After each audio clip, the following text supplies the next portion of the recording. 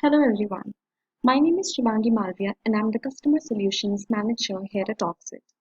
In this video, I'm going to talk about a very interesting feature in Orgzit which is known as display records only to user mentioned table attribute.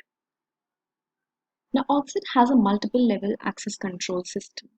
Now many times we want to control the access of users across data. Now for example, if you have a lead management workspace, you want that the lead owners should only be able to see their own leads and they should not have access to the leads of other team members. Likewise, you can also control the access of users in a task management system. For example, you have different team members and you want that each team member should only have access to his or her own task and he should not be able to see the tasks assigned to other team members.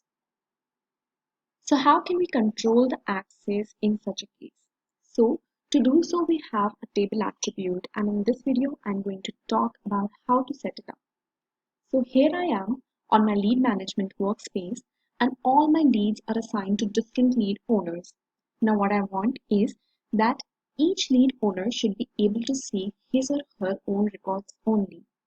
So to do so, you have to move to the table manage page and move to the table attributes section. Once you're on the table attributes section, add an attribute which is known as display records only to user mention.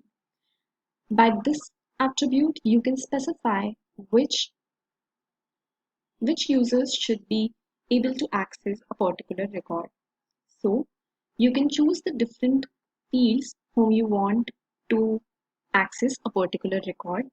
So in this case, we want that the lead owner, the user field which we have known as a lead owner, so the person assigned in this field should be able to display a record. So I'll choose that particular field. And also you can also specify the different roles. Now for example, I want that the lead owner should be able to access a record, and also all the people who have the user role of sales should be able to access the record, and also all the users who have the user role of management should be able to access the records. So for a person or for a user or for a team member to access any specific record, he or she should specify one of these conditions. So either he should be of a sales or management role, or he should be the lead owner of a particular lead.